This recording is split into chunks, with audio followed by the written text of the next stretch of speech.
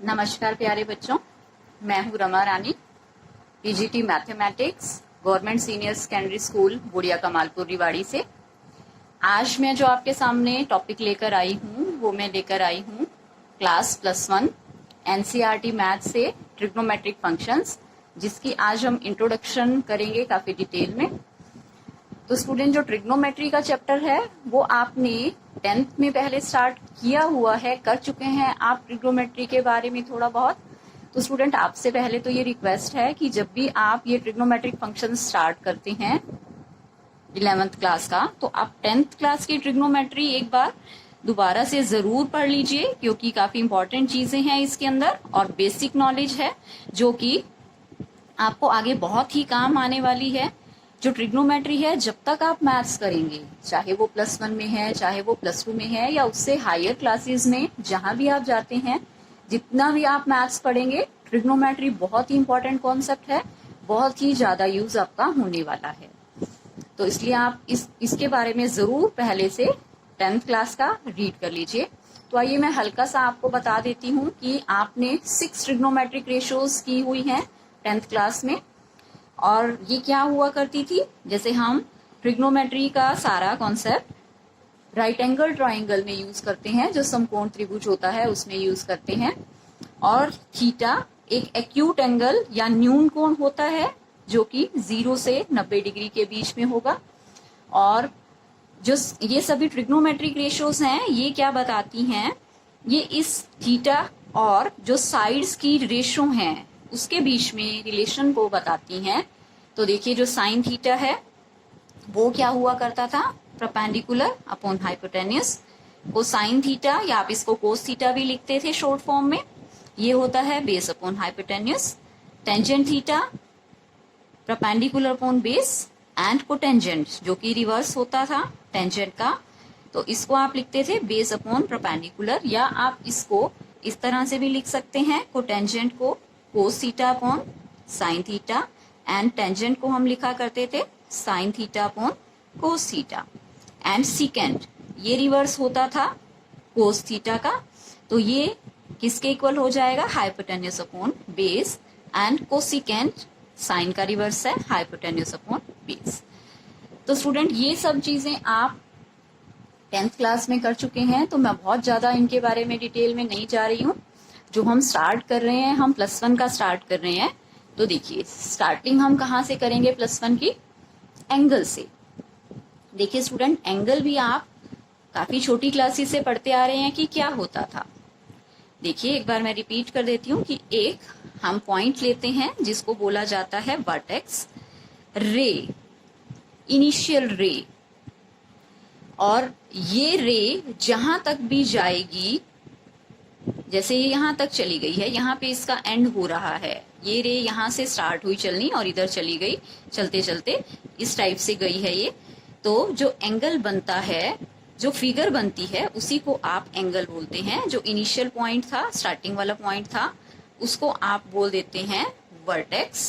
Starting वाली रे है, इसके अंदर 3 चीजें होती हैं, इनिशियल रे, एंगल के अंदर 3 चीजें हैं, वर्टेक्स, इनिशियल रे, एंड जहां तक एंगल जाएगा उसको आप बोलेंगे टर्मिनल रे। तो इस टाइप से ये हमने किया है।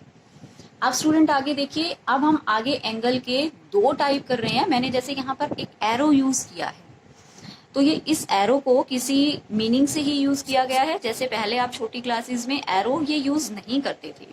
तो देखिए, जब भी आप एंगल लेंगे, अगर एंगल हम एंटी क्लॉकवाइज डायरेक्शन में लेंगे, मतलब जिस दिशा में घड़ी चलती है उससे उल्टी दिशा, एंटी क्लॉकवाइज डायरेक्शन, अगर आप ये डायरेक्शन लेते हैं, तो जो एंगल होता है उस एंगल को कहा जाता है angle is positive. This is vertex, initial रे, टर्मिनल रे एंड एंटी क्लॉकवाइज डायरेक्शन अगर है तो एंगल को हम बोलते हैं पॉजिटिव एंगल।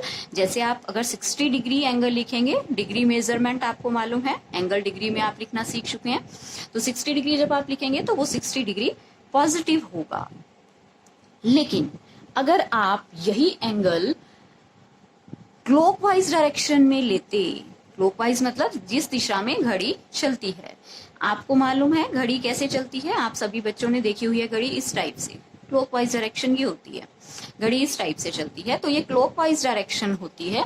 तो क्लॉकवाइज डायरेक्शन जब भी आप लेंगे तो जो एंगल होगा उसको हम कहेंगे एंगल इज नेगेटिव। अब यहां से चले हैं, दिस इज इनिशियल रे एंड दिस इज टर्मिनल रे, तो इनके बीच में जो फिगर बनी है वो है एंगल, लेकिन अब की बार हम आए हैं क्लॉकवाइज, तो एंगल जो बनेगा वो बनेगा नेगेटिव।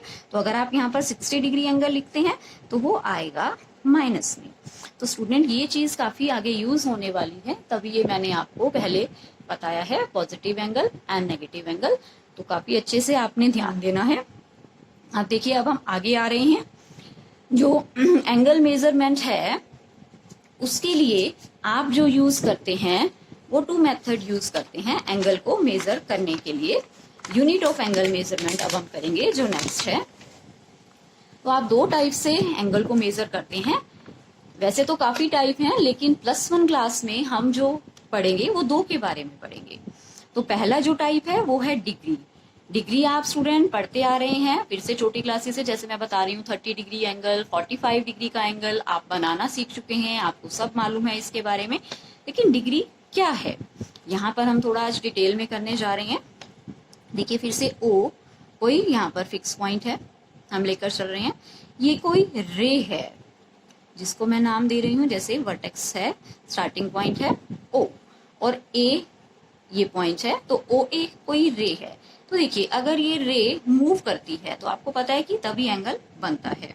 तो देखिए अगर ये मूव करती जा रही है और मूव करते करते करते करते इसने अपना एक कंप्लीट कर लिया है रेवोल्यूशन, या पूरा एक चक्कर बना लिया है, जिस पॉइंट से ये चली थी वहीं पर आ गई है।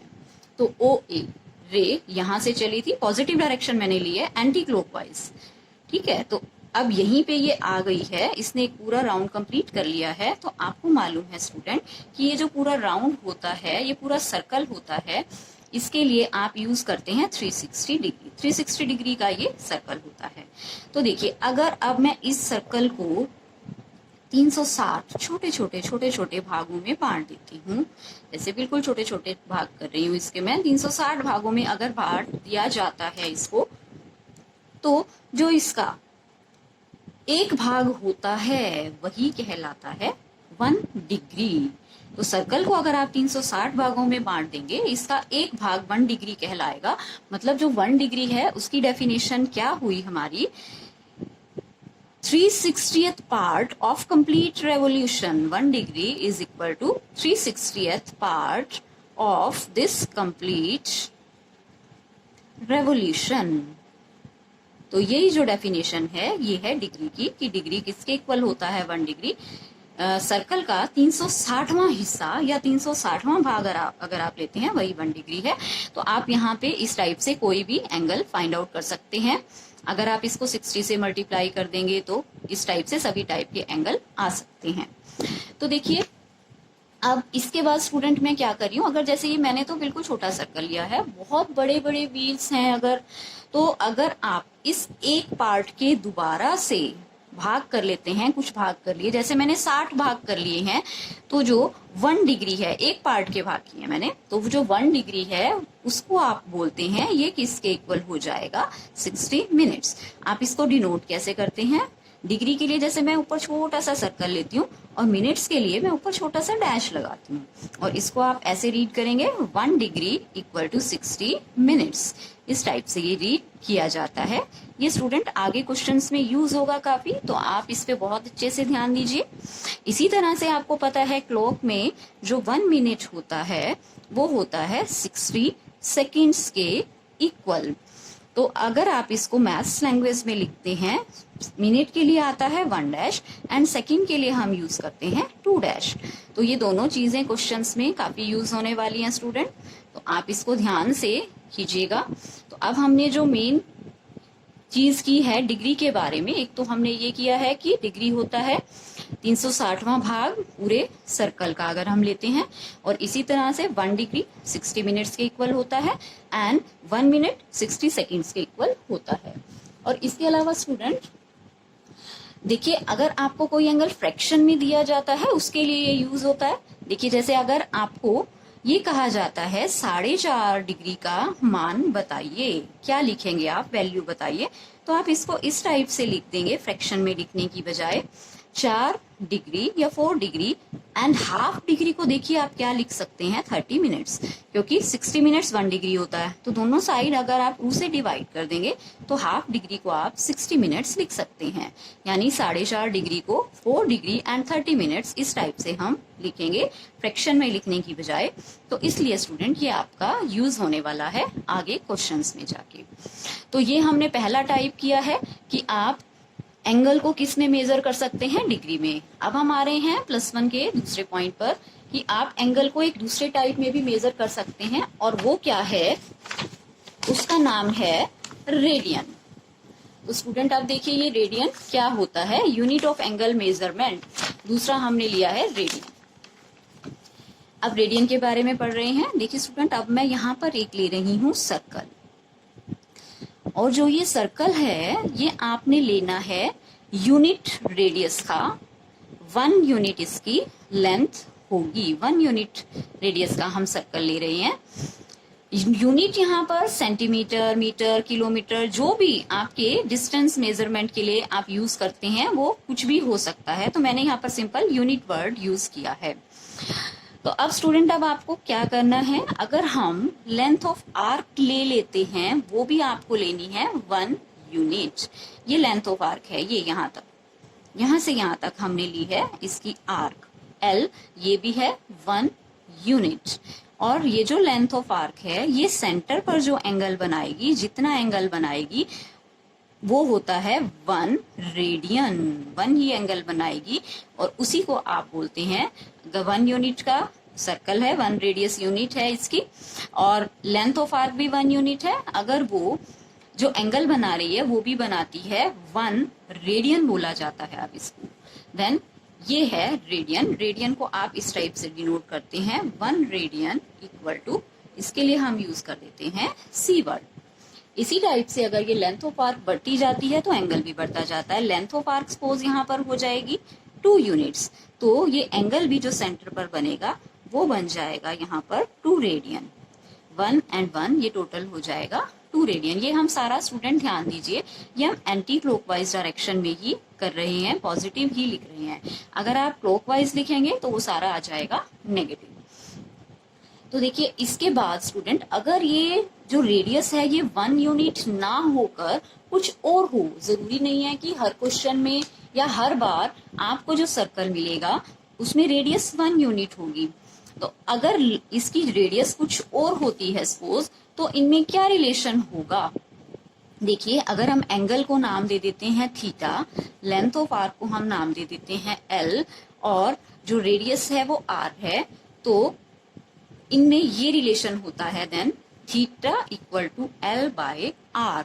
अगर हमारा यहाँ पर रेडियस 1 यूनिट नहीं है तो हम इस फार्मूले का यूज करके एंगल फाइंड आउट करेंगे।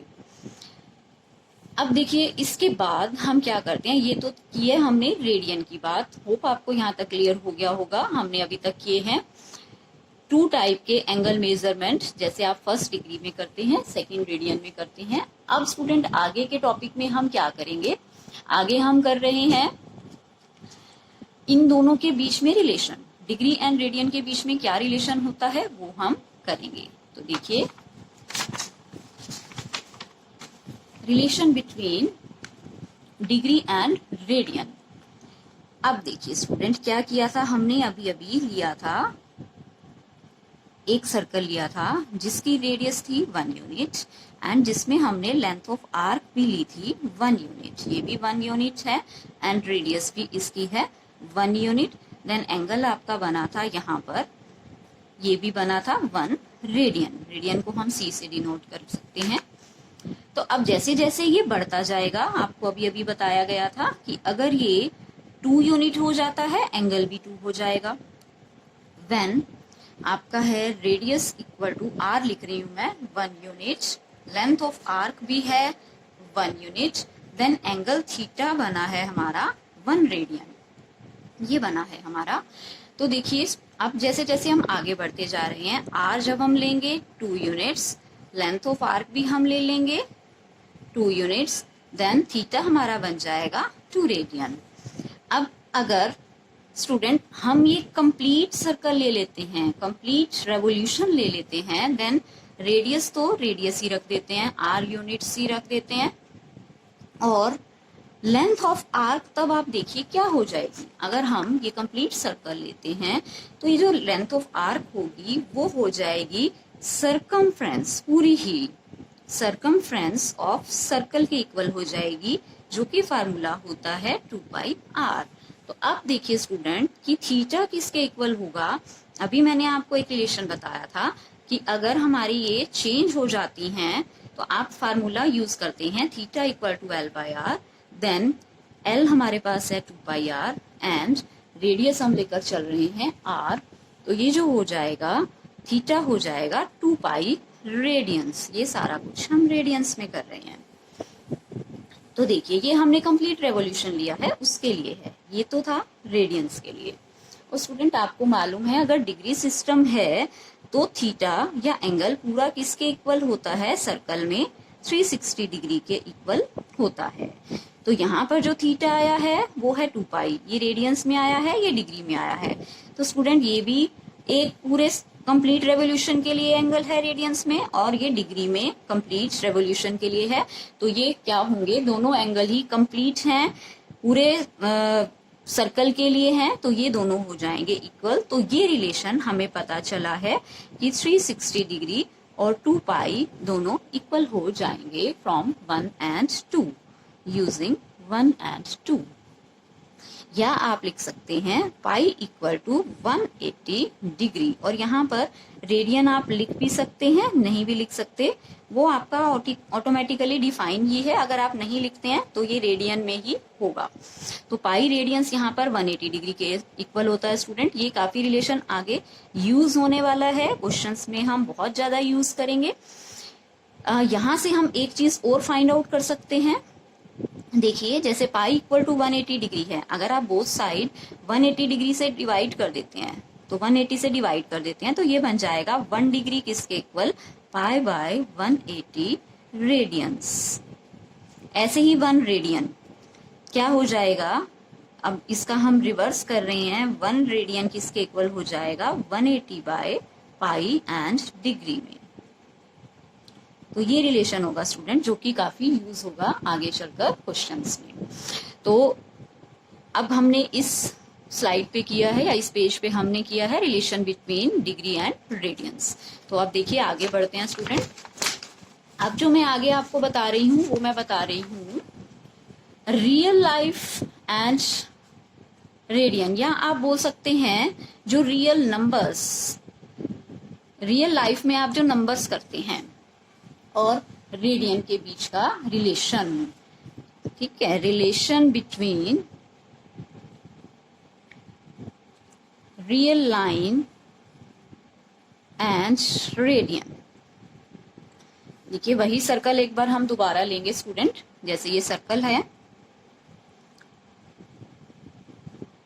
और हम क्या लेकर चल रहे हैं, इसका सेंटर और रेडियस यहाँ पर 1 यूनिट लेकर चल रहे हैं।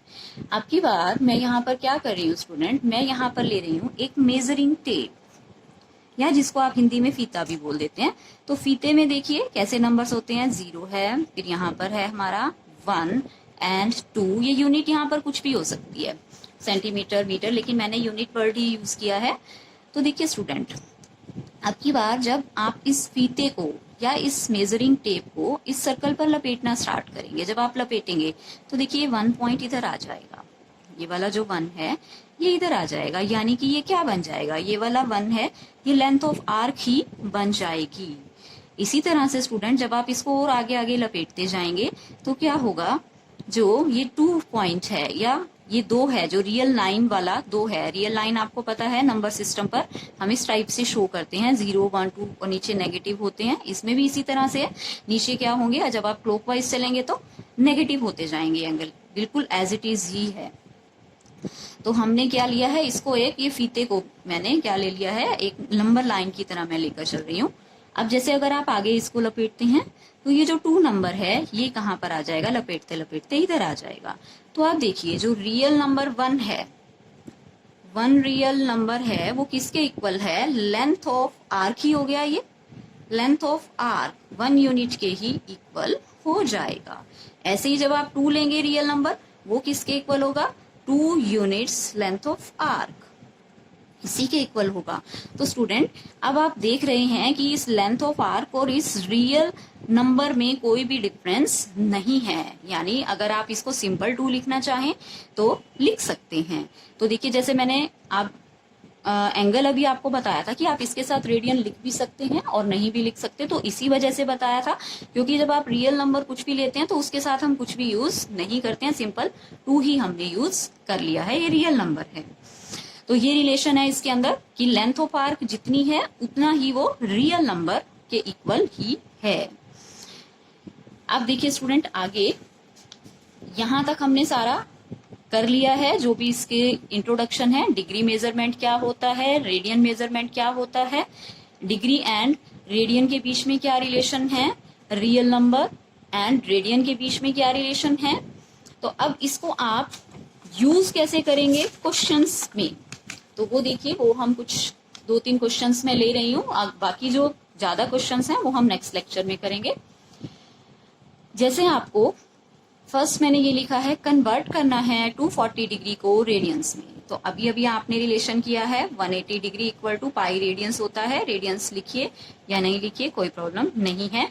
और अगर हम 1 डिग्री लिखते हैं तो वो हो गया था पाई बाय 180 रेडियंस। अब आप इसको रेडियन में कन्वर्ट करना चाह रहे हैं तो कैसे करेंगे स्टूडेंट, आपको 240 डिग्री चाहिए तो दोनों तरफ आप सिंपली मल्टीप्लाई कर सकते हैं 240 डिग्री से, तो पाई बाय 180 और यहाँ पर हो जाएगा 240। तो देखिए अब आप इसको ये कैंसिल कर सकते हैं, ये आपका 6 पर कैंसिल हो रहा है, 6 3 एंड 6 4, तो ये जो 240 डिग्री है वो 4 पाई बाय 3 रेडियंस के इक्वल हो जाएगा। तो इस टाइप से आपको ये क्वेश्चंस में कन्वर्ट करना है। अब आगे देखिए जैसे अगर आपको ये रेडियन में है, रेडियन आप लिख भी सकते हैं नहीं भी लिख सकते, तो सी आप लिख दीजिए। और अब आप इसको अगर डिग्री मेजर में कन्वर्ट करना चाह रहे हैं तो ये बहुत ही सिंपल क्वेश्चंस लिए हैं स्टूडेंट अभी मैंने, जैसे 5/3 और 180 आप लिख सकते हैं पाई की वैल्यू, रेडियंस की वैल्यू जैसे हमने यहाँ पर देखी है, तो आप ये सिंपल लिख सकते हैं और इसको कन्वर्ट कर सकते हैं। जैसे इस 3 पे कैंसिल हो रहा है, 3 6 एंड 0, तो आंसर आ जाएगा 300 डिग्री। इसी टाइप से बिल्कुल आप ये कर सकते हैं जैसे मैंने एग्जांपल लिया हुआ है ये, और 7 पाई बाय 6 रेडियन को आपने कन्वर्ट करना है डिग्री में, तो 7/6 एंड 180 डिग्री ये रेडियन में कन्वर्ट हो जाएगा। अगर आप इसको कैंसिल करते हैं फिर से तो ये आ जाएगा 210 डिग्री।